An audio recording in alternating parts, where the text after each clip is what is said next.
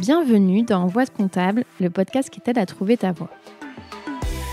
Je suis Julie Lagneau, experte comptable mémorialiste en quête de sens et j'accompagne les étudiants de la filière expertise comptable à prendre leur envol. Je parcours la France à la recherche d'anciens étudiants en comptabilité et nous retraçons ensemble leurs doutes, leurs échecs, leurs expériences et bien sûr leurs réussites. Aujourd'hui, ils sont experts comptables, commissaires aux comptes, DAF ou encore contrôleurs de gestion, parfois même professeurs ou entrepreneurs. À travers ces parcours inspirants, j'espère te montrer que non, en compta, il n'y a pas qu'une seule voie. Bonne écoute!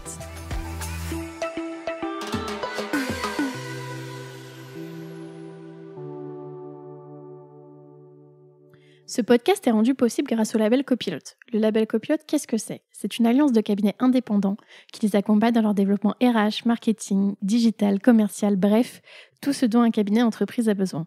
Récemment, ils ont lancé le Lab Recrute, un site sur lequel tu peux retrouver des cabinets labellisés Happy at Work. Si tu veux aller y jeter un œil, le lien est disponible dans la description.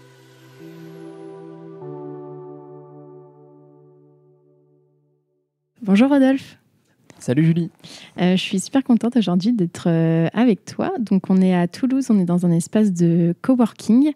Donc je t'interviewe aujourd'hui. Comment ça va se passer ? Donc comme tous les autres interviews, si vous nous écoutez, n'hésitez pas à aller faire un tour sur celles qui sont déjà publiées. Donc on va commencer par là où tu es né, raconter un peu ton enfance, tes études, tes premiers pas dans la vie professionnelle, jusqu'à en arriver à là où tu es aujourd'hui. Et avant de nous raconter tout ça, est-ce que tu peux nous dire, Rodolphe, qui tu es, ce que tu fais aujourd'hui ? Alors, je m'appelle Rodolphe Rivéran, je suis originaire de Mazamet dans le Tarn, né en 88, donc aujourd'hui j'ai fait 34 ans en juin dernier. J'ai eu le diplôme d'expertise comptable le 1er juillet de l'année dernière, donc ça fait un an maintenant. J'exerce pas en tant qu'expert comptable car j'ai créé donc une société de conseil qui s'appelle Ares Conseil.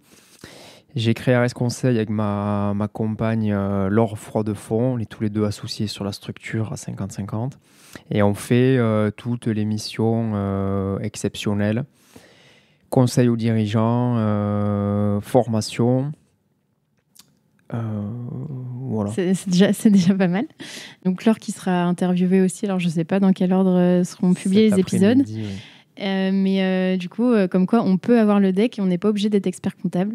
C'est bien ça. Il faut le savoir. Je confirme. Donc, est-ce que tu peux nous dire, donc tu nous as dit un peu où est-ce que tu étais né. Est-ce que tu as passé toute ton enfance là-bas ? Alors, les 18 premières années, oui. Donc, à Mazamet, dans le Tarn, juste après Castres. J'ai eu le bac à Mazamet. Je suis parti sur Toulouse faire mes études. Donc, dans un premier temps, j'ai commencé par un BTS CGO. Donc, BTS comptabilité, gestion des organisations, si je ne me trompe pas. Ah ouais, tu avais fait un BTS du voilà, coup. BTS CGO. Ensuite, j'ai fait Alors, je suis parti un an en Écosse faire une licence d'économie et management à Dundee. Et donc, toi, Rodolphe, alors quel type d'enfant tu étais quand tu étais petit ? Alors, j'étais plutôt un enfant colérique quand j'étais petit, turbulent. Et c'est le sud, ça ? Oui, c'est le sud-ouest, oui. Et à la fois rêveur aussi, c'est-à-dire que j'étais souvent à la fenêtre. Pendant les cours, j'écoutais pas forcément, j'étais ailleurs. Bon, après, j'étais quand même plutôt bon élève, j'arrivais à m'en sortir, à passer chaque année. J'ai jamais été le premier de la classe, mais j'ai toujours été quand même dans les 5 premiers à peu donc près. Quand tu dis bon élève, c'était, pour situer un peu au niveau de la moyenne, c'était quoi, 13-14 ? Oui, voilà, oui. Ouais, c'est ça. Ouais, pour l'époque, 13-14, c'était pas mal, ouais. Un peu moins, peut-être 12-13. Et ça a été le cas pendant toute ta scolarité, primaire, collège, lycée ? Oui, plutôt régulier, j'ai jamais redoublé. Régulier dans du collège, lycée en seconde ça a été un peu plus compliqué parce que je travaillais vraiment pas beaucoup, je travaillais très peu et je me laissais porter, du coup je suis pas allé en bac général. En fait j'ai fait alors c'est un baccalauréat STT gestion, compta gestion, je crois que c'était ça, STT-CG, si je me trompe pas. Parce qu'à la base, je voulais avoir un baccalauréat pour entrer dans l'armée. Ok, voilà. Tu voulais faire l'armée. T'es la deuxième personne. Faire peut-être un bac plus 2 pour faire une école de sous-off et après peut-être un master pour faire une école d'officier. J'étais vraiment à fond là-dedans. J'aimais beaucoup le sport, les sports d'endurance. Et j'aimais quand même une rigueur, lié au carré. C'est peut-être aussi ce qui t'a fait aussi que tu es parti dans la compta, on va dire, où il y a une certaine rigueur. Après, là, c'est plus les parents quand même qui m'ont aiguillé quand ils ont vu que je travaillais pas beaucoup. Ils m'ont dit, bon, il faut quand même que tu aies un baccalauréat.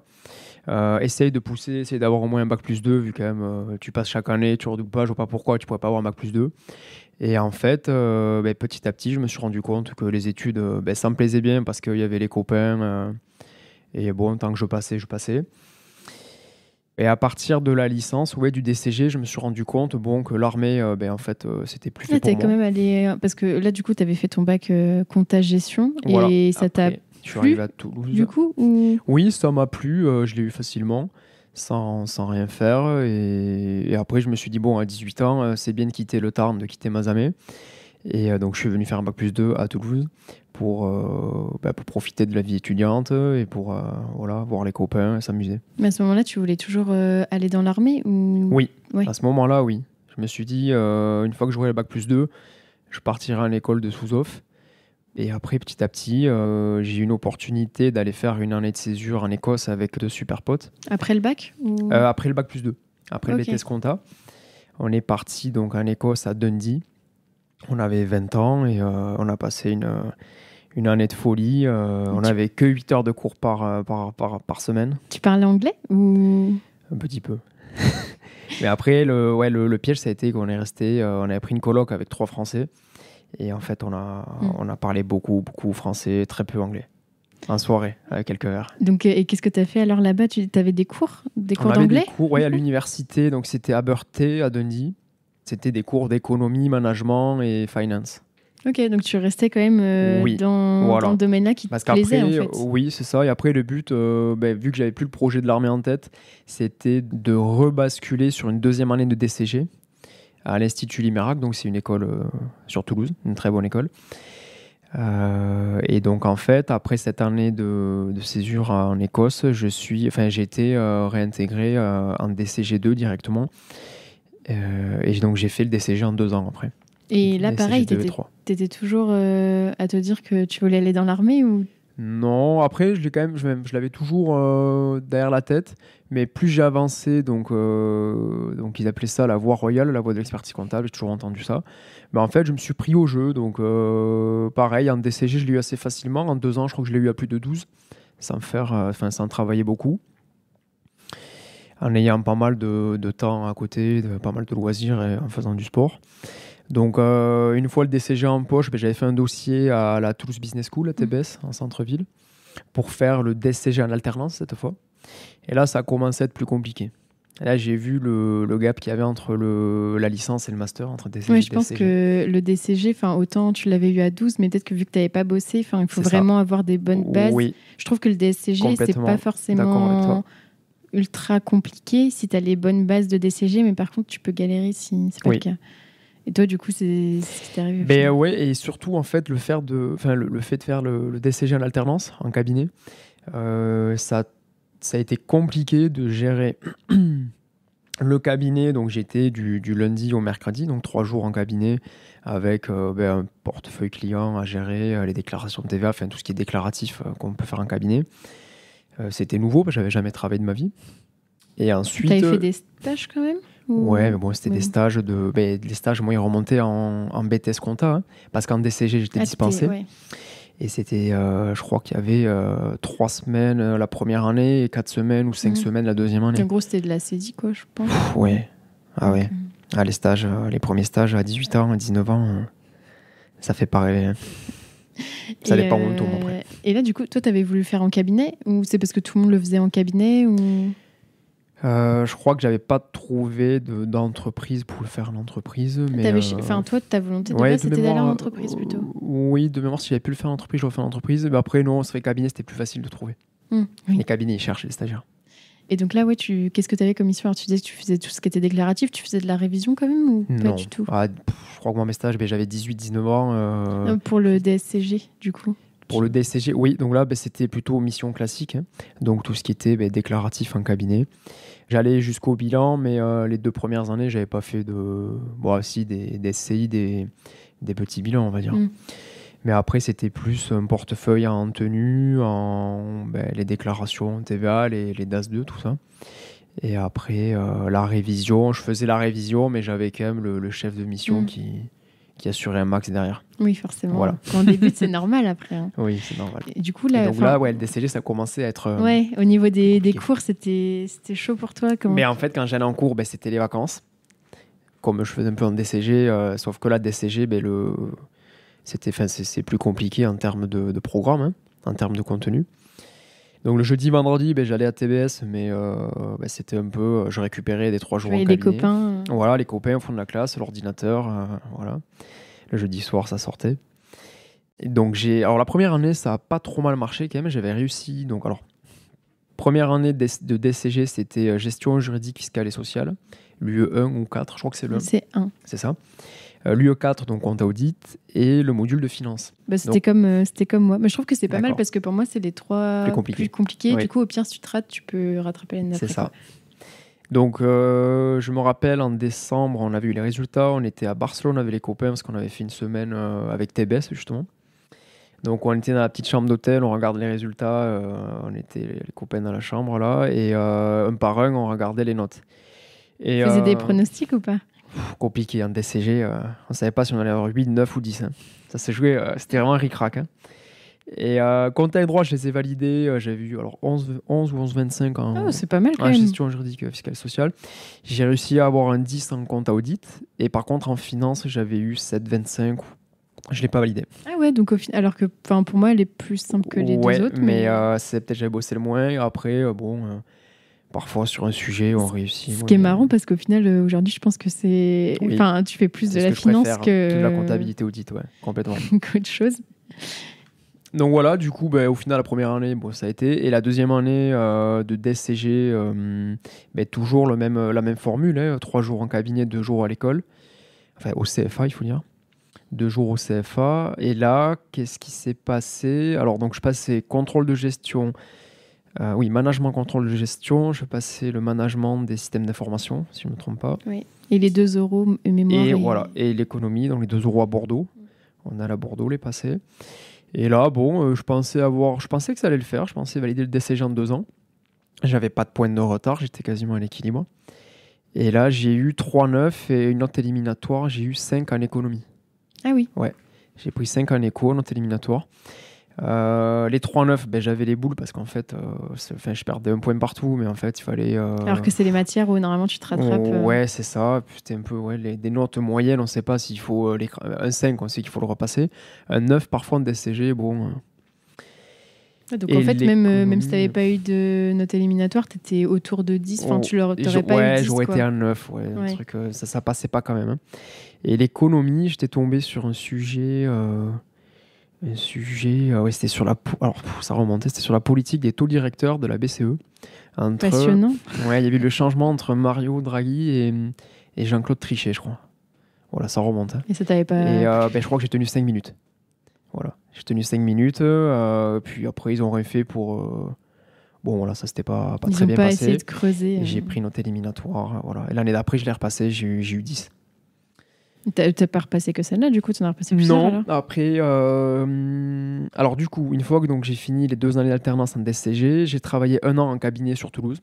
C'était le même cabinet où tu avais fait ton alternance? Là, j'en ai profité. Là où j'ai fait l'alternance, en fait, j'avais changé de cabinet. Parce que ceux qui me proposaient, en termes de REM, ils valorisaient pas trop les 2 années d'alternance. Ah oui, je crois que des fois, ça arrive... ça peut arriver. Tu sais, quand il y a des offres avec X années d'expérience, en fait, quand tu dis que tu as fait de l'alternance, ils disent non, ça compte pas, quoi. Pour moi, ça les vaut. Au moins 1 an et demi, 2 ans. Enfin, voilà, après, c'était une autre époque. C'était il y a déjà... non, mais tu vois, là... Il y a déjà 10-12 ans. Là, je te dis... Enfin, c'est des retours que j'ai eus dans les jours précédents, comme quoi ça change pas forcément. Après, si c'est le cas, je pense que ça montre aussi un peu la mentalité de l'entreprise ou du cabinet. Et tu te dis, OK, s'ils ne valorisent pas, c'est que je vais pas forcément... Enfin, moi, personnellement, si on me dit ça, ça me donnerait pas envie d'aller là-bas. Donc, le signal, ouais. Le signal, il est pas très bon. Donc, j'ai changé de cabinet pour prendre un gap de salaire. Hein. Et donc, je suis allé faire de l'audit, commissaire aux comptes. Donc, je connaissais pas les missions d'audit. Ça m'a beaucoup plu. Ça a changé, donc, ce que je disais, là, tout ce qui était mission déclarative, le volume, le gros volume qu'on a en expertise comptable, on l'a pas forcément en commissariat aux comptes en nombre de dossiers, je parle. Donc peut-être moins de pression sur les échéances. Parce que du coup, tu n'avais pas trop aimé ton alternance Ça au s'est niveau bien des passé, missions. mais j'aurais pas fait ça toute ma vie. Voilà. Donc, cabinet d'audit, ça s'est bien passé. C'était quoi, c'était un big ou... Non, 10 salariés, structure moyenne, on va dire, sur Toulouse. Ça s'est très bien passé, le boss était top. Sauf que je me suis rendu compte que plus l'année passée, période fiscale, le DCE, je l'ai complètement mis de côté. Donc, il me restait 2-3 modules à passer. Et tu voulais absolument le passer parce qu'en soi, vu que tu travaillais déjà et tout, tu vois, on peut se dire, c'est pas Alors, grave. je vais te donner une réponse. C'est vraiment ancré au fond de moi. C'était soit j'étais expert comptable, j'avais le diplôme expert comptable commissaire aux comptes, soit je ne serais pas resté dans la comptabilité, je serais parti bien avant. Et parti pour l'armée, du coup? Autre chose. Alors l'armée, je pense qu'à cet âge-là, j'étais déjà un peu, j'avais dévié, mais je serais parti commercial ou je serais fait, je sais pas, peut-être dans les assurances. Je me serais réorienté. Ouais, parce que en gros, tu disais, je peux pas rester collab, c'est pas possible, quoi. Voilà. En fait, c'était soit j'étais expert comptable, je pouvais créer, j'ai un profil libéral, c'est profond. Soit j'étais expert comptable et je pouvais créer ma structure ou m'associer ou racheter un cabinet. Mais avoir une licence, un master et ne pas aller au bout du deck, je pense que je l'aurais mal vécu toute ma vie en fait. Voilà. Et du coup, qu'est-ce qui t'attirait dans le fait d'être expert comptable? C'était plus le côté indépendant ou c'était peut-être aussi le fait de se dire je ne serai pas collaborateur et donc je pourrais faire d'autres missions que du déclaratif? Parce que tu disais par exemple aller vers du commercial ou autre, donc qui n'a rien à voir avec la compta, on va dire en niveau production. C'était quoi qui t'intéressait le plus? Libéral. Libéral, c'est le fait d'être à ton compte? Oui. Et tu sais d'où ça vient, ça Alors, dans ma famille, mon père était assureur, donc je pense que ça a joué. Il est à son compte Oui, bon, là, il a pris la retraite, il a vendu. En fait, toute mon enfance, je l'ai vu gérer son planning comme il le souhaitait. Je l'ai vu quand même libre dans sa tête et libre dans ses faits et gestes. Voilà, il faisait beaucoup de sport, il profitait de la vie, donc c'est vrai que ça a déteint sur moi. Hein. Oui, pour l'équilibre vie pro, vie perso. Voilà. Donc je pense que ça vient dessus, parce qu'il le prône quand même, mon père, cette liberté de penser, cette liberté de faire ce qu'on veut quand même. Donc je pense que ça vient de là, et puis n'avoir de compte à rendre à personne en fait. Alors jusqu'à 20, 25 ans, 30 ans, 35 ans, j'aurais pu, je l'accepte, je peux accepter de recevoir des ordres de la hiérarchie. Encore faut-il qu'ils soient légitimes parfois. Parfois c'est pas le cas et du coup c'est encore plus compliqué à vivre. J'avais besoin de prendre mes propres décisions, d'être libre. Prendre des claques, prendre des murs, c'est le jeu, c'est la vie. Ça me dérange pas. Mais alors, ce qui m'aurait fait regretter en fait de ne pas avoir passé le DEC, de ne pas avoir ce diplôme, c'est le fait de ce goût d'avoir un truc inachevé en fait. Je pense que je l'aurais regretté. À 50 ans, à 60 ans, je sais pas à quel âge, mais je l'aurais regretté. Mais surtout que tu disais, au final, pour l'instant, c'est pas trop mal passé. Bon, t'as pas eu le DSCG, mais je veux dire, au niveau des notes, etc. Donc, en théorie, c'est possible d'y aller. Autant le faire maintenant que si une fois que t'es, entre guillemets, que tu t'es mis à ton compte, tu retourneras jamais salarié, quoi. Complètement. Et donc là, à ce moment-là, quand t'es dans le cabinet d'audit, tu te dis, ouais, je veux être expert comptable, donc il me faut le DSCG. Fallait. Et là, tu repasses quelle matière alors? Et alors là, qu'est-ce que j'ai fait? Je me suis rendu compte, mais j'avais compta et droit validé à l'État. Après, j'avais validé l'éco. Il me restait en fait à passer. Il fallait que j'écrase le 9 en contrôle gestion de mémoire. J'avais 9 au mémoire. Et ensuite, la finance, j'ai gardé ce 7, 25 de mémoire. Donc en fait, tu avais repassé l'année où tu n'étais plus en alternance, tu n'avais repassé qu'une matière? Oui, et non, j'avais dû repasser le contrôle G, je crois, où j'avais toujours 9. Compliqué à valider. Donc qu'est-ce que j'ai fait? Donc j'ai contacté l'Université de Toulouse, l'IAE. Donc maintenant, c'est TSM, ouais. TSM à Toulouse. Et j'avais contacté l'IAE de Pau-Bayonne, pour voir si je pouvais intégrer une deuxième année de Master CCA. Et en fait, pour faire jouer les dispenses qui manquaient. Donc sur le papier, ils étaient OK, Toulouse et Pau. Donc j'ai passé à Toulouse, j'avais passé un test pas de mise à niveau, mais score, un test, un truc truc comme ça. Un peu mathématiques, culture générale, non, c'est pas ça? Je sais plus. En gros, c'était pour pouvoir intégrer directement la deuxième année et pas la première année de CCA. Donc eux, ils étaient au chaud, ils étaient OK. Par contre, alors la différence entre Pau et Toulouse, c'est que Pau, je pouvais faire juste le premier semestre. Et vu que sur le deuxième semestre en CCA, c'est le stage, en fait. Moi, ils me dispensaient du stage vu que j'avais déjà fait l'alternance, en fait. Et à Toulouse, eux, ils voulaient que je refasse une année complète avec un stage de 6 mois ou 5 mois. Donc en plus, c'est un stage pas forcément rémunéré ou au minimum légal. Et c'est ça. Et alors que moi, j'étais en cabinet. Bon, et en plus, quand j'ai démissionné, j'avais pas le droit au chômage.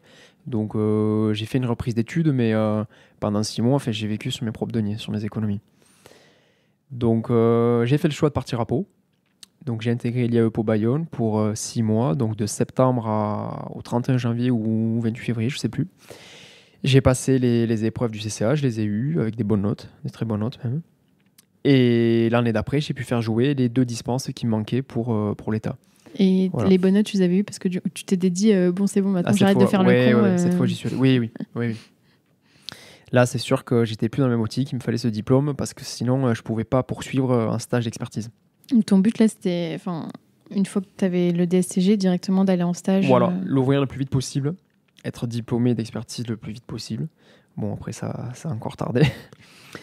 Mais voilà, c'était arriver à avoir ce bac plus 8, je sais pas si on peut dire doctorat, mais ce bac plus 8, l'avoir sur le CV, l'avoir dans le bagage, et après vivre la vie que je voulais vivre. Voilà. Et donc là, tu obtiens ton DSCG alors par équivalence pour l'UE1, UE4. Et donc, qu'est-ce que tu fais? Alors, tu cherches un cabinet direct, tu cherches de l'audit, de l'expertise? Ouais, je suis retourné donc, sur Toulouse en février. Donc c'était il y a quelques années maintenant. J'ai trouvé un cabinet en même pas une semaine. Je crois en 48 heures, j'avais trouvé. Je rencontre un associé du cabinet, expert comptable, commissaire aux comptes. À la fin de l'entretien, on se serre la paluche. Il me dit c'est OK pour moi. J'avais bien négocié le salaire. En plus, j'étais content. Et donc, je suis arrivé une semaine après. Je suis rentré de Pau. Une semaine après, je commençais le boulot sur Toulouse. Cabinet d'audit. Ouais, 100% audit. Là. Pendant 3 ans, j'ai fait 3 ans et demi, j'ai fait que de l'audit. Ça s'est très bien passé avec des déplacements à Paris, Saumur, PACA aussi, Côte d'Azur. Donc très chouette, des collabs super sympas. Donc là, tu as fait tout ton stage là-bas. Là, j'ai fait, il me manquait les 6 derniers mois. Okay. Voilà. Donc j'ai changé de cabinet au bout de 2 ans et demi de stage, du coup, à peu près. Donc t'es resté 2 ans et demi là-bas. Ouais, mais alors du coup, j'ai pas pu, je crois que j'ai pas ouvert directement j'avais dû l'ouvrir au 1er janvier de l'année d'après. Je suis arrivé en février, donc en fait, j'ai dû perdre cette année-là. Donc en fait, je suis resté 3 ans dans ce cabinet d'audit. Et ensuite, j'ai changé donc de cabinet en cours de stage. Donc c'est possible, on peut le faire. Il faut penser à bien faire signer ces feuilles de temps, fiches de temps, je sais pas comment on dit ça. Tu peux expliquer peut-être comment ça marche. Normalement, tous les ans. Voilà, chaque année, il faut faire émarger. Donc, il faut émarger, il faut faire signer ses heures à son patron, l'associé du cabinet, surtout son maître de stage, c'est ça, ouais. Pas contrôleur, son maître de stage. Il faut l'envoyer à l'ordre de mémoire, cette fiche.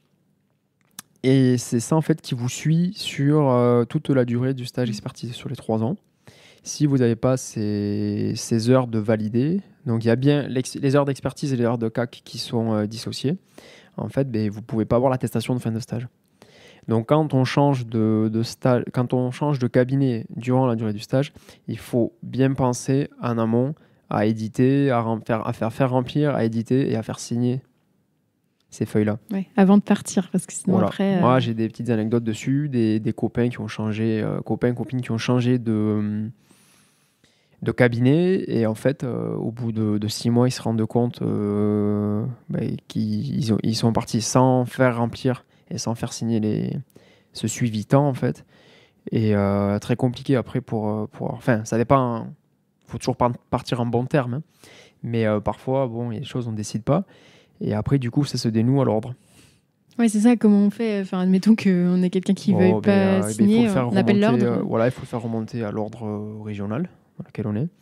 Et ensuite, normalement, il y a une sorte de conciliation. Passer un petit coup de fil. Oui, voilà, ça se fait au téléphone, ou sinon, il y a une conciliation, on se met d'accord sur quelque chose. Et puis, Voilà. Bon, normalement, il n'y a pas de raison, hein, il ne faut pas en arriver là. Non, en tout cas, on peut changer pendant le stage, mais c'est toujours mieux de partir. Il y en a, ils changent chaque année. Hein.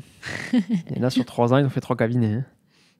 Hein. Écoute, c'est ça qui est bien, c'est qu'on peut changer. Je pense qu'il y a pas mal de gens qui restent 3 ans et qui font signer 3 fois leur feuille de temps par la même personne. Mais en tout cas, on peut changer, et même en cours d'année, c'est pas... C'est pas grave, et c'est même si on se sent pas bien là où on est, rien n'est figé. Changer, voilà. Ouais. Et donc toi, alors quand tu faisais de l'audit, c'était quoi quand tu étais dans le premier cabinet là où tu étais en stage, c'était quoi tes missions d'audit? Est-ce que ça a évolué au fur et à mesure du temps? Alors, tout ce qui était donc mission d'audit légal, donc à l'époque logiciel, on avait que le pack PE de mémoire, et ensuite on a eu Audisoft, un logiciel. C'était des missions classiques. Hein.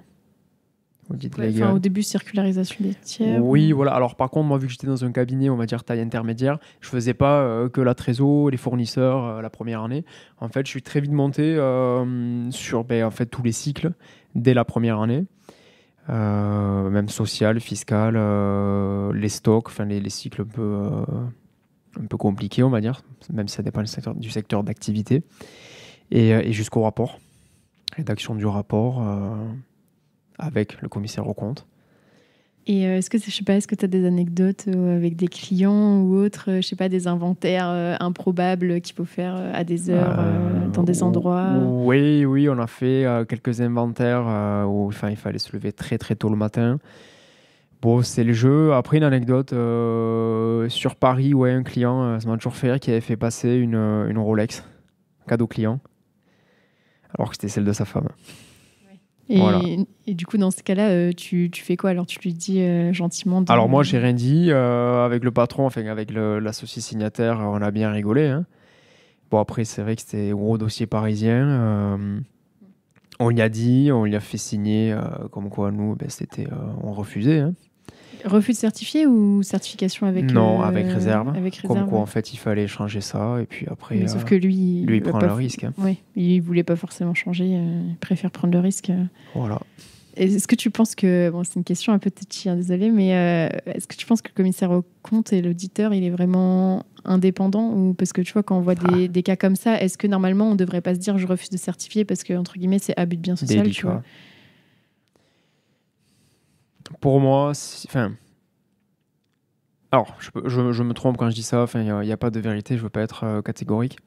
Pour moi, les commissaires aux comptes, ils devraient être payés directement par la compagnie. Si on veut vraiment qu'il y ait une indépendance, il faut figer les taux horaires, il faut figer les budgets. La compagnie y paye, donc c'est géré, on va dire, nationalement.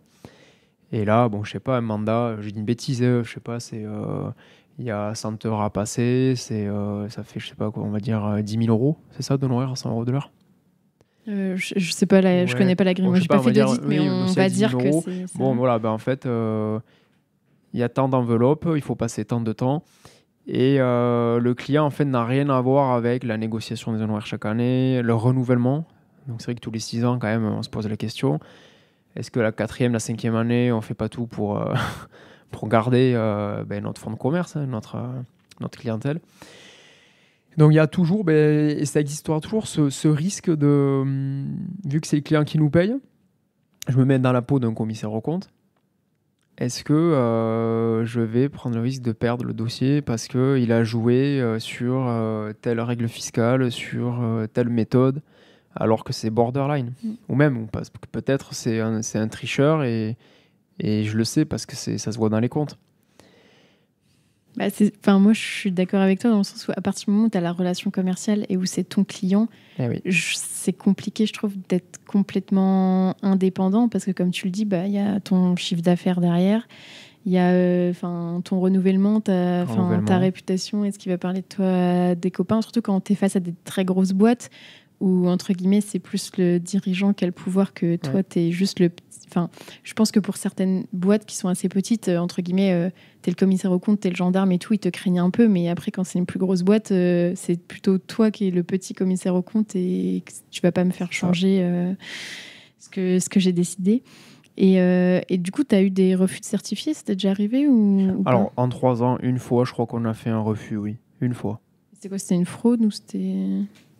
Tu te souviens? Je saurais même plus te le dire. Ouais, Parce ça que- remonte. Ouais, c'est à la marge. Ouais, une fois, j'en suis sûr. Parce que je vois encore le refus, on l'a fait. Mais le motif, honnêtement, je l'ai plus. Et par contre, Des réserves, souvent. des réserves, c'est souvent. Oui, on en collait pas mal. Oui. Et en fait, du coup, les réserves, c'est en gros, tu dis ce qui va pas. Tu leur dis qu'il faudrait qu'ils modifient, mais après, la plupart, ils modifient pas forcément. Alors, risque et périls. Et toi, c'est quelque Mais chose. la réserve est liée, c'est-à-dire que le banquier, un rapport du commissaire Ouais, aux comptes, il le sait. voilà, au moins le banquier, il pourra jamais dire Rivérand, il l'avait pas vu ça. Au moins, c'est en réserve. Oui, donc en fait, les tiers sont. Enfin, dans le rapport, tu dis exactement qu'est-ce qui est concerné, le montant. Oui, alors, ça remonte aussi, parce que ça fait un moment que j'ai pas fait de rapport de CAC, il faut le demander. Alors, cet après-midi, tu peux la sonder dessus. Parce qu'elle en a pas mal mangé quand même du CAC. Moi, c'est plus ancien, donc là, je sais plus, c'est pas sur le cycle. Ok, Le ouais, cycle tu en dis qu'il y a question, une voilà, réserve. on les met une réserve sur le cycle stock, à vérifier. Ok, top. Et toi, du coup, c'était quelque chose qui te plaisait, l'audit? Enfin, tu t'es... Oui, ça me plaisait parce que c'était une approche macro-éco, en fait. Grande masse, effet de seuil, signification, seuil de planif, tout ça. J'aime ça. Et contrairement à l'expertise où tu vas plus dans le détail. L'expertise comptable, faire passer une CCA, une FNP à 38,10 €. Et l'année dernière, on ne l'a pas passé cette année. Non. Après ça, je crois que ça évolue. Enfin, ça évolue dans le bon sens. Ouais, j'en parlais justement avec une autre ça dépend personne. avec qui on travaille. Mais où, entre guillemets, apparemment, c'est ce qu'on appelle un peu la surqualité. Et où maintenant, en fait, on se dit, ok, en dessous ou au-dessus de mais tel ça évolue montant, dans le bon sens, je suis d'accord. Je la passe pas parce que, entre guillemets, ça va me coûter plus cher de passer l'écriture que l'impact sur les comptes. Et donc là, tu pars de ce cabinet. Est-ce que tu peux nous dire un peu pourquoi tu pars? Alors, pourquoi je pars? C'est stratégique. Donc, à cet âge-là, je devais à peu près avoir 27, 20, ouais, c'est ça, à peu près 27 ans, 28 ans peut-être. Sûr même, 28 ans. Et là, je me dis, bon, dans 1 an et demi, 2 ans, tu es diplômable, tu vas avoir le DEC. J'étais sûr de l'avoir à cet âge-là. Ah oui, rapidement, avant 30 ans. Quand tu étais sûr de l'avoir, c'était... j'étais convaincu, là. Je pensais que j'avais fait le plus dur. Pour moi, le DCG, c'est le plus dur. Bon, aujourd'hui, je le répète, le DCG, une fois qu'on a le DCG, on va au bout. Hein. On lâche pas. C'est pour toi, ça, Julie. Et voilà, donc en fait, je me suis dit, Rodolphe, tu as 28 ans, tu vas avoir le diplôme dans 1 an et demi, 2 ans max.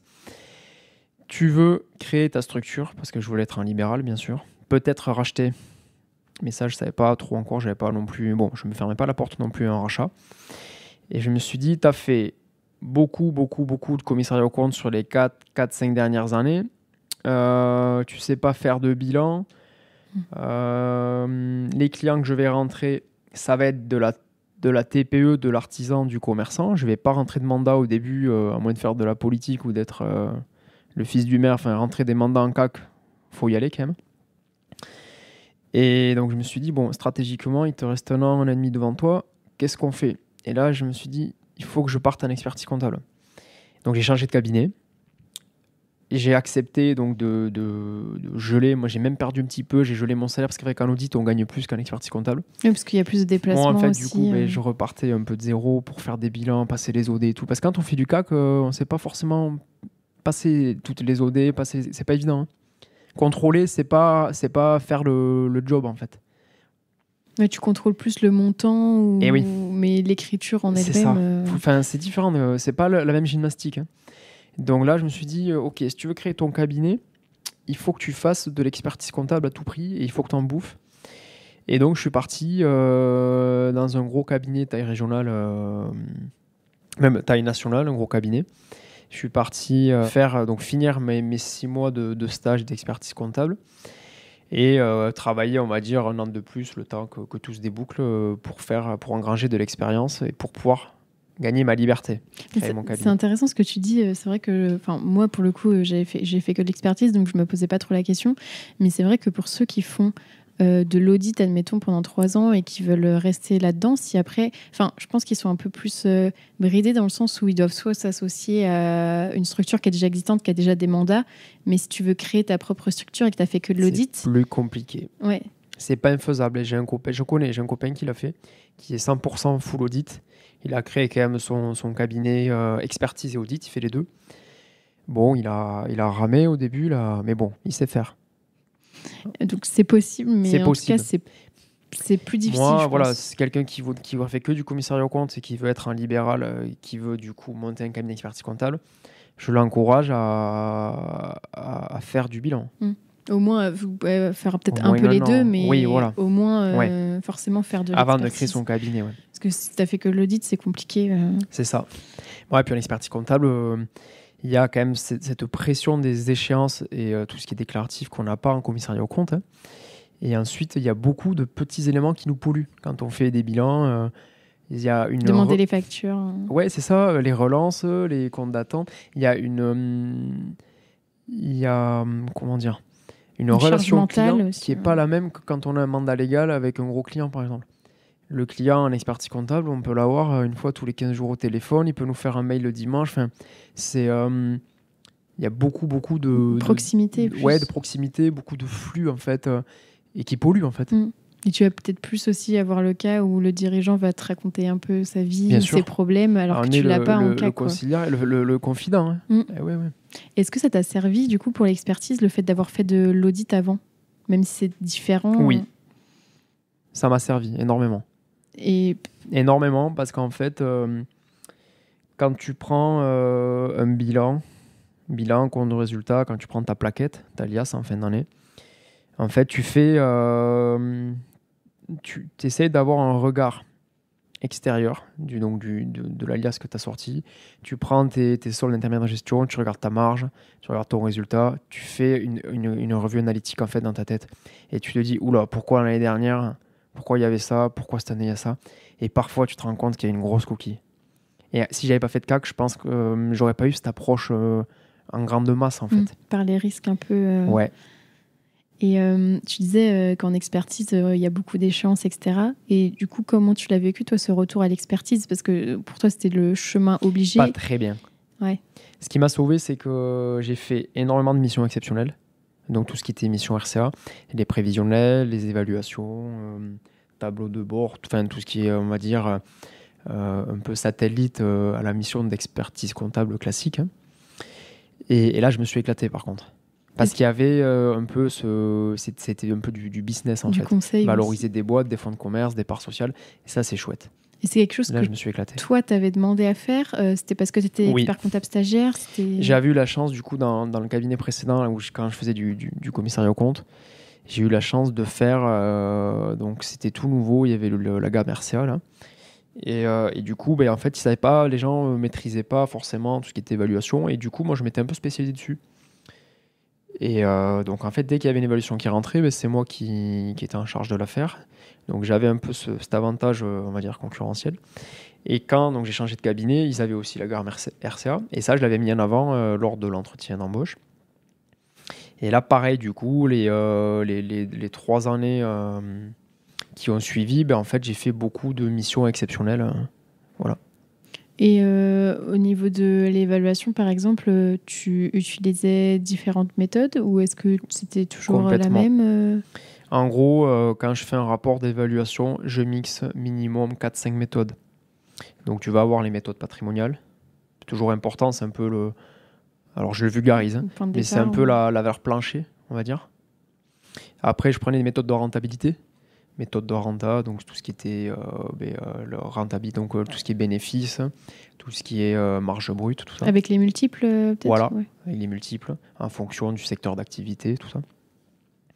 Et après, je prends les méthodes fiscales, donc ça, c'est un mix de patrimonial, méthode de rentabilité. Et après, tout ce qui est cash flow, qu'est-ce que ça crache. Les flux futurs. Approche par les flux. Et idéalement, mais alors on va dire, aujourd'hui, j'ai dû faire une centaine d'évaluations à peu près sur les 5 dernières années. Je dois être à peu près 100 évaluations d'entreprise. Le top du top, c'est la méthode des comparables. C'est arriver à voir telle boulangerie dans tel secteur, à peu près combien elle s'est vendue sur les 18 derniers mois. Voilà. Le prix du marché, quoi. Voilà, c'est ça. Et c'est ce qu'il faut arriver en fait à retranscrire. Bon, souvent, quand on a mixé les 4-5 méthodes que je viens de te citer, la méthode des comparables, tu vas jamais être, ça sera jamais 2-3 fois inférieur ou plus cher que la moyenne des 4-5 méthodes que je t'ai citées, tu vois. Mais l'approche par les comparables, pour moi, c'est la meilleure approche, en fait. Le marché a toujours raison. Mais le problème, c'est qu'on n'a pas forcément toujours le cas du même secteur, de la même taille d'entreprise, au même endroit, la même année, parce que si tu tombes sur le Covid ou sur... Complètement. C'est compliqué. Et comment tu fais pour pondérer, par exemple, entre les différentes méthodes? Est-ce que tu fais vraiment, bête et méchant, une moyenne, ou tu te dis, OK, bah, là, je vais plutôt mettre 20% cette méthode, 50% cette Non. autre? Alors, les méthodes, j'en prends 4 ou 5 minimum à peu près. Ça fait un bon éventail de méthodes. Je ne pondère pas ces méthodes-là. Je ne vais pas dire la patrimoniale, je pondère à 80% et la cash flow, je la pondère à 20%. Ce qui m'arrive de pondérer, c'est les années. Admettons, souvent quand tu fais une valo, tu prends les 3 dernières années, 3 dernières clôtures, bilan compte résultat, tu l'intègres dans RCA. Je vais pondérer. Donc on va dire là, tu fais une évaluation en août 2022, tu prends en clôture 31/12/2019, 2020, 2021. Je vais pondérer plus 2021 que 2019. Et le 2020 aussi, peut-être à retraiter ou à voir avec le Covid. Voilà. Après, il y a eu un événement majeur. Il y a eu la pandémie Covid. Donc là, du coup, c'est pareil. C'est dans la restauration. Mais il faut vraiment rentrer dedans, dans les chiffres et analyser. Est-ce qu'ils ont fait de la vente emportée? Pour combien? Est-ce que c'est inclus? Voilà. Donc, en fait, il y a pas mal de... Tous les dossiers sont différents. Au niveau des pondérations, les méthodes, moi, quand j'en prends 4 ou 5, je ne pondère pas une plus que l'autre. Par contre, les années, je vais les pondérer. Pour moi, hors événement pandémie, 2021, la dernière clôture, en termes de... Celle qui est la plus proche de la réalité, quoi. Voilà. Du jour d'aujourd'hui. Réalité, approche réalité. Il vaut mieux acheter sur une base 2021 que sur une base 2019. Ou même 2015, si on exagère le truc. Voilà. En théorie, la boîte, tu la valorises plus par rapport à 2021 Bien sûr. qu'à 2015. Donc, je valorise une boîte sur les 3 dernières années, mais en pondérant plus l'année qui précède.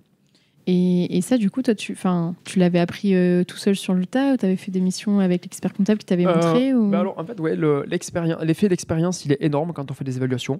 Après, j'ai fait pas mal de formations en évaluation durant les 5 dernières années. Mais l'effet d'expérience, le fait d'avoir mon ancien patron qui pratiquait quand même les évaluations d'entreprise. J'ai appris vraiment avec lui. Ouais. Et les formations, qu'est-ce qu'on peut faire comme formation? Après, il y a tous les tutos. Sur Internet, on trouve... Ah oui, toi, tu t'es à l'époque, formé j'ai sur regardé des Internet. vidéos. Ouais. Après, sur Paris, j'avais fait une formation en évaluation dans l'ancien groupe. J'étais dans un groupe national. Donc, ils avaient une formation spécifique pour les évaluations de parts sociales, évaluation de fonds de commerce, tout ça. Et donc, je m'étais formé quand même. Ouais. Et donc, en mission exceptionnelle, et après, les mémoires d'expertise comptable aussi. Ah oui, tu les avais... Là, c'est un puits. Ouais. Ok. Ça, c'est chouette. J'encourage d'ailleurs, dès qu'on veut se former, à aller sur Bibliothèque, télécharger des mémoires d'experts comptables. Et en général, c'est de l'évaluation sur un secteur en particulier? Oui. Oui. C'est ça. C'est souvent ça. C'est spécifique, mais ça permet d'avoir... admettons, moi, demain, je veux évaluer une société, par exemple, de services, tout ce qui est nettoyage industriel. J'y connais rien. Je ne sais pas faire. Je n'ai pas forcément les coefficients. Je vais aller regarder sur... l'administration fiscale, sur le Lefebvre, je vais avoir des taux qui datent parfois d'il y a 10 ans. On va me dire ça vaut entre 40 et 80% de chiffre d'affaires TTC moyenne des 3 dernières années. Bon, entre 40 et 80%, ça fait quand même un gap. Hein. Je vais sur Bibliothèque, je tape évaluation société de nettoyage industriel. Je dis bien peut-être qu'il va y avoir un mémoire dessus. Et c'est gagné en fait. Parce que la personne qui aura rédigé ce mémoire-là, elle devra passer, en moyenne, je crois, un mémoire de DEX, il faut compter 800 heures. 800 heures, c'est pas mal quand même. Il y aura un guide méthodologique souvent, il y aura des outils, il y aura les coefficients de valorisation, et il y aura souvent la méthode des comparables. Donc en fait, quand j'ai une évaluation, je vais toujours regarder sur Bibliothèque si le secteur d'activité que je ne connais pas, que je n'ai jamais eu, s'il n'y a pas un mémoire dessus. Donc, comme quoi, pour tous ceux qui nous écoutent, si vous passez oui. le deck, pensez bien aux personnes comme Rodolphe qui ont besoin de vos mémoires après pour bosser. Et en plus, même si peut-être que ce mémoire-là, il va dater de quelques années, mais potentiellement la personne, enfin on va dire, elle a dédié tellement de temps, etc. à ça, que tu peux peut-être la recontacter, lui dire, Bien sûr. écoute, moi j'ai le cas aujourd'hui. Oui. Est-ce que tu penses qu'il y a des choses qui ont changé, qu'il faut adapter Donc ça, c'était pour l'évaluation. Et tu disais que tu avais des missions exceptionnelles, donc tu faisais de l'évaluation, tu faisais aussi des prévisionnels. Ouais, pas mal de prévisionnels, création d'entreprise, développement de boîte aussi, rachat, et ensuite les tableaux de bord. Tableaux de bord, c'est sympa aussi. Tableau de Notamment bord, pour les restaurants. Tableau de bord, en fait, tout ce qui est suivi de trésor, suivi des indicateurs clés, en fait. Des trucs mensuels, semestriels, enfin à quel... De tout, trimestriel, semestriel, mensuel. Ça dépend après ce que le client est prêt à payer aussi. C'est souvent ça. C'est ça. Parce que le tableau de bord mensuel, parfois, ça commence à chiffrer. Et puis, même en termes de temps collab, si tu fais un tableau de bord tous les mois, c'est quand même chronophage. Et avec ces tableaux de bord, par exemple, vraiment, ça servait de base à des conseils que tu donnais, ou est-ce que, entre guillemets, tu envoyais juste le tableau de bord Non, en gros, c'était surtout sur de l'hôtellerie-restauration. C'était arrivé à chiffrer, seuil de rentabilité, point mort, la trésor, le suivi de trésor, en fait. C'est le nerf de la guerre. Je parce qu'il y a un gros BFR, je pense, en restauration. Et après, c'est ça, c'est arrivé à le gérer les stocks, faire attention, anticiper. En fait, ils sont tout le temps dans l'anticipation. Et donc là, c'est utile, en fait. Le tableau de bord, il est, j'ai envie de dire, c'est fondamental pour eux. Puis après, c'est quand même pour des boîtes qui sont développées. Je veux dire, si t'as que quelques salariés, t'en as pas forcément besoin. Peut-être après, quand tu grossis, c'est quand même Ça bien. dépend de... Alors déjà, il faut que le dirigeant d'entreprise veuille s'investir dans sa gestion. Voilà. Mais on peut tellement gagner de temps et d'argent avec un bon tableau de bord bien ciblé pour son activité.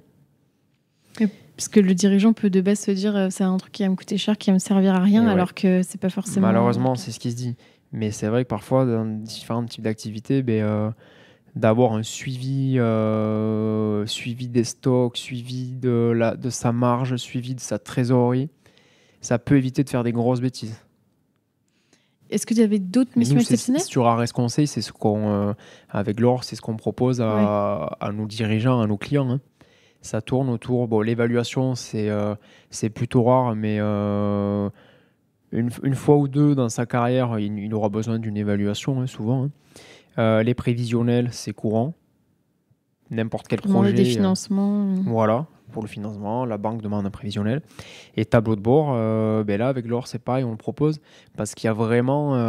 là, le conseil au dirigeant, il y est. Parce qu'on lui fait un tableau de bord sur mesure.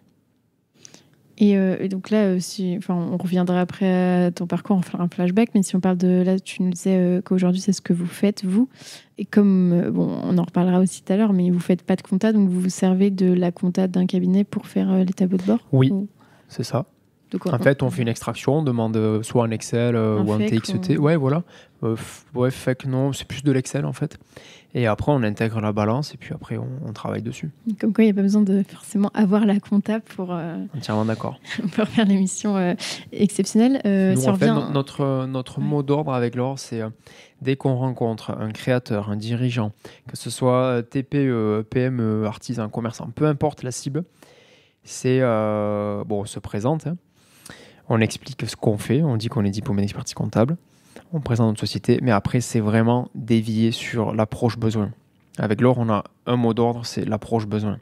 Dès qu'on serre une main, dès qu'on rencontre quelqu'un, on a tous des besoins, en fait. Il peut y avoir des besoins RH, des besoins en comptabilité, des besoins en conseil, en stratégie. Tout le monde a des besoins. Et avec Laure, on s'est dit, nous, on a 2 cerveaux qui fonctionnent assez bien, on a tous les 2 un super diplôme. Pourquoi on pourrait ne pas... on doit pouvoir répondre à une multitude de besoins du dirigeant. Voilà, notre fonds de commerce, il est là, en fait. Donc, il y a beaucoup de formations, il y a beaucoup de missions exceptionnelles, mais parfois, ça nous est arrivé, on a créé Ares Conseil il y a même pas un an, on s'est rendu compte qu'on avait vendu telle mission parce qu'on avait fait telle rencontre, la personne avait telle problématique, et on a répondu à cette problématique. Et ça veut dire qu'en plus, même si vous avez des clients dont vous n'avez pas la compta, ces clients-là, ils ont déjà un cabinet d'expertise comptable. Oui. Et pourtant, manque de conseils. ils se sont pas tournés vers eux forcément, enfin, ou alors ils n'avaient pas le temps ou pas le... Alors, il y a... ce qui se passe aussi, c'est que souvent, l'expert comptable n'a pas le temps. Il est happé par son récurrent, il est sous l'eau, enfin voilà. Parfois, il est en sous-effectif parce qu'il y a un turnover de 100% dans son cabinet, malheureusement, mais c'est la réalité, parfois. Et donc, qu'est-ce qui se passe? Le client, il le voit une fois par an pour le rendez-vous bilan. Le rendez-vous bilan, c'est pas demain, c'était il y a un an en fait. Donc, en fait, il n'y a aucune valeur ajoutée. Il commente des chiffres d'il y a un an. Et le client, il se dit, OK, moi là, j'ai tel besoin sur un prévis, sur de l'exceptionnel, sur de la stratégie, sur une évaluation. Pourquoi je vais appeler mon expert comptable? Je vais devoir le relancer 3 fois pour avoir mon rapport exceptionnel. Et en fait, on le rencontre, ce monsieur. Mais du coup, il ne va même pas penser à son expert comptable parce qu'il va se dire, je vais le déranger et il n'a pas le temps ou il n'a pas la main-d'œuvre pour le faire. Et en plus, d'autant plus si ça tombe pour un période fiscale, le client il a besoin de financement, etc. Enfin, entre guillemets, ça que je trouve dommage, c'est que en fait, pour moi, le conseil, la valeur ajoutée, tu peux pas dire, une entreprise, ça vit 365 jours par an, tu peux pas dire à ton client, ouais, bah attends, la fin de la période fiscale, là, on en reparle plus tard. Réactivité, disponibilité. Nous, ça, on le prend, de la disponibilité. Si on rencontre un client et qu'il a un besoin, par exemple, de prévisionnel, et bien on va pas, si là on est en août, on va pas lui dire ok, on prend rendez-vous pour novembre, ton prévisionnel tu l'auras début décembre. C'est fini, on le perd le client. Nous en fait, après, on n'a pas de salariés, on est agile, on n'a pas de récurrents en fait, on n'a pas un gros volume de récurrents. Donc c'est vrai que du coup on peut s'adapter. On peut faire passer parfois une mission avant une autre parce qu'il y a une urgence. Et en fonction des périodes, vu que vous êtes à votre compte, tu peux bosser comme un dingue pendant 2 semaines et puis après être un peu plus tranquille. Parfois les week-ends on travaille, parfois la semaine suivante c'est plus calme et on ne travaille pas le lundi. En fait, c'est ça, c'est cette agilité en fait.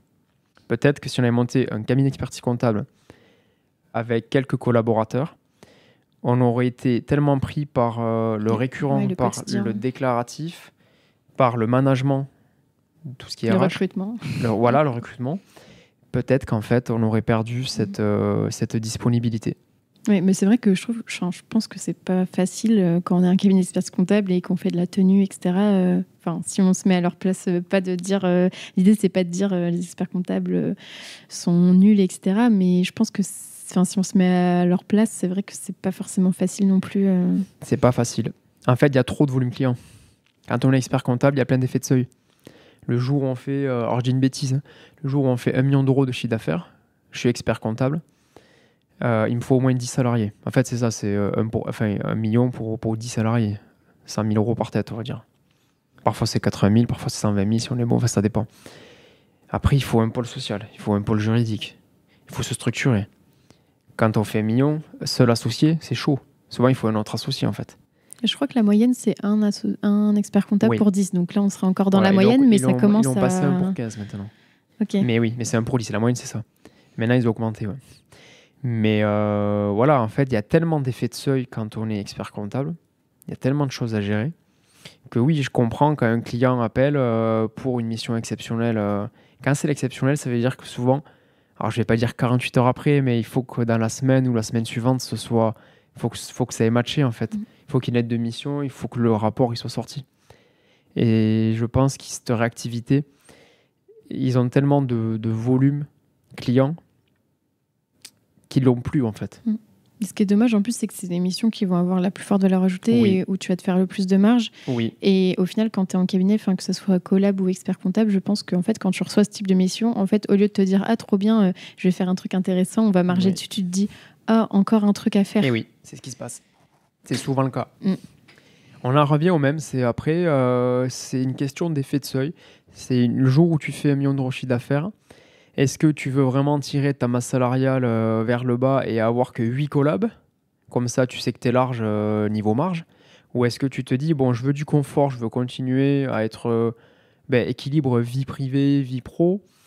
Du coup, j'embauche 2 collabs en plus par anticipation vis-à-vis du turnover, par anticipation pour la prochaine période fiscale. Et là, du coup, tu as du confort et tu peux te permettre 1-2 jours semaine de faire de la prospection commerciale, d'appeler tes clients, de faire des relances et de faire des missions exceptionnelles. De faire plus ton job de chef d'entreprise. Complètement, c'est ça.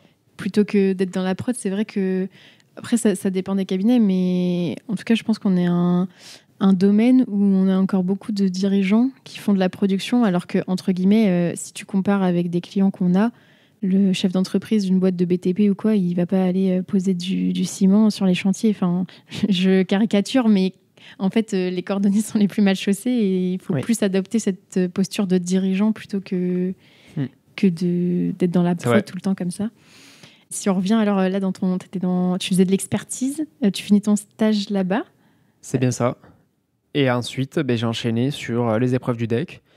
Donc, dans un premier temps, j'avais pas écrit le mémoire, je prenais le temps pour le mémoire. J'ai passé les 2 écrits. Donc, j'avais validé la déonto la première année et la révision, je l'avais pas eu, j'avais une mauvaise note. Et tu pouvais pas les 2 se compensaient pas. Et non, pour compenser, il faut passer les 3 modules d'un coup. Et tu peux, si tu passes que les écrits et après le mémoire, ça marche plus, ça a changé. Si, tu peux garder une note supérieure à 10,00. Mais donc, si en fait, si tu prends 9,99 par exemple, si tu n'as pas passé le mémoire et si tu valides pas le DEC sur cette session-là, ton 9,99 en révision, tu le pommes en fait, tu le perds. En révision ou en moyenne des 2?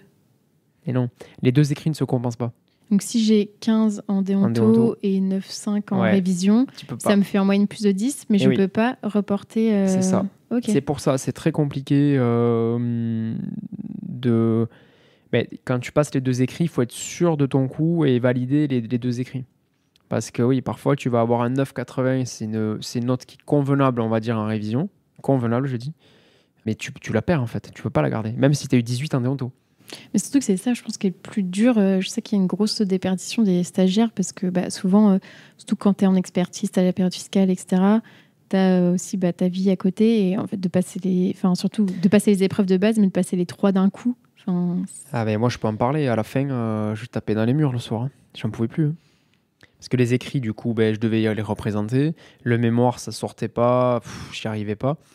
Le meilleur conseil que je peux donner à un expert comptable, stagiaire, mémorialiste, choisis un sujet qui te plaît. Ne fais pas la même connerie que moi. Là, tu étais toujours en cab à ce moment-là ou tu étais parti ? Non. Là, je suis resté en cab, statut salarié, jusqu'au diplôme, en fait. Dans le même cabinet ? Dans le même cabinet, voilà, c'était le dernier cabinet. Ouais. Et quand tu disais choisir un sujet qui te plaît, parce que toi, c'était pas le cas ? Mais en fait, moi, j'avais choisi déjà le sujet dans mon précédent cabinet, là où j'étais en commissaire aux comptes. J'avais fait sur guide méthodologique pour la création d'un cabinet dentaire. Ok. Voilà, donc ça tournait autour du jeune dentiste qui sort des bancs de la faculté et qui veut se lancer. Profession libérale, ça te correspondait bien. Ouais, en fait, c'est mon frère qui a créé son cabinet dentaire. Du coup, j'ai pas forcé pour trouver le sujet. Il a créé son cabinet. Du coup, je me suis dit, ça ferait l'objet d'un mémoire de DEC. Je vais faire un guide méthodologique. Je voulais 10. Ah oui, deuxième conseil, n'allez pas soutenir votre mémoire pour prendre un 10. Hein. Allez-y pour prendre un 15. Si vous y allez comme moi pour prendre un 10, vous allez prendre 8. Faut toujours viser plus haut. Donc là, c'est pareil, ça a coincé. Donc j'arrive à sortir le mémoire. Et je le présente pour la première fois. Et là, je ne l'ai pas. Avec les 2 autres écrits pour compenser ou... Non. J'ai passé la déonto, je le gardais. J'avais 11. Et après, je passais révision mémoire du coup. Et donc là, tu pouvais compenser entre mémoire et révision. C'est ça. Mais en fait, là, le mémoire, vu que je le passais, il suffisait que j'ai 10 au mémoire. Il me fallait 9 et quelques en révision. Donc là, j'aurais pu. Et là, ça a commencé. Bon, j'allais sans bosser. J'allais dilettante. Enfin, j'étais vraiment pas dans un bon mood pour valider le DEC. Le sujet de mon mémoire n'était pas transcendant non plus. J'ai rédigé un mémoire convenable, mais c'était pas fou. Du coup, j'y suis allé. Ça s'est mal passé à l'oral. Ils m'ont dit que mon mémoire n'apportait rien à la profession en termes d'outils, tout ça. Ils m'ont dit, si on va sur Internet, on trouvera les mêmes infos. Bon, ils n'avaient pas tort. Hein. Il faut savoir se remettre en question. Je me suis remis en question. Et c'est vrai que la première version de mon mémoire, je l'avais... C'était, on va dire, trop descriptif. J'apportais pas grand-chose à la profession. Ils avaient raison. Et donc, je l'ai rédigé. Et donc, j'ai pris 1 an pour le rédiger. J'y suis pas allé la session d'après. Je voulais prendre le temps parce que sinon, le risque, c'était que le jury, il me dise non, mais attendez, sur Yveran, vous revenez nous voir 6 mois après, vous n'avez pas dû changer grand-chose, repartez, voilà. Donc j'ai pris 1 an, j'ai changé de jury, et la deuxième fois, j'ai eu 10. Voilà, je l'ai validé. Hop, hop, hop, tu croyais quand même pas qu'on allait s'arrêter là. Il semble que notre invité était un tout petit peu bavard. Alors si tu veux connaître la suite de ses aventures, il faudra patienter jusqu'à la semaine prochaine. En attendant, tu peux m'aider à faire connaître le podcast en choisissant parmi ces 3 options. Le plus rapide d'abord, c'est de me donner 5 étoiles sur ton appli de podcast préféré. Le second, c'est de m'écrire un gentil commentaire pour m'encourager et faire plaisir à l'algorithme. Et bien sûr, tu peux aussi en parler autour de toi. Mais bon, le top du top, ça serait quand même de faire les 3. Pour découvrir le prochain épisode, je te donne rendez-vous dimanche prochain à 10h.